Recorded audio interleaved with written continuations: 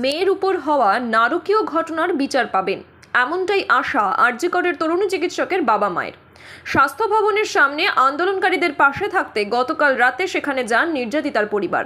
সেখানেই বিচার পাওয়া নিয়ে আশা প্রকাশ করলেন নির্যাতিতার বাবা মা।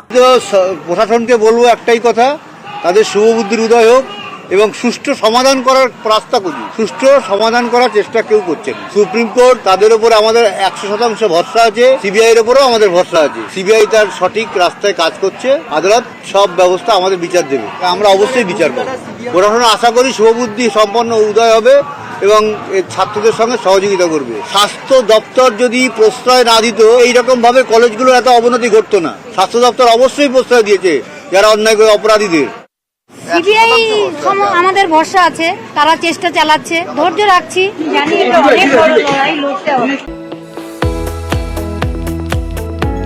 আপনারা দেখছেন ইউএন লাইভ, বাংলা খবরের শেষ কথা।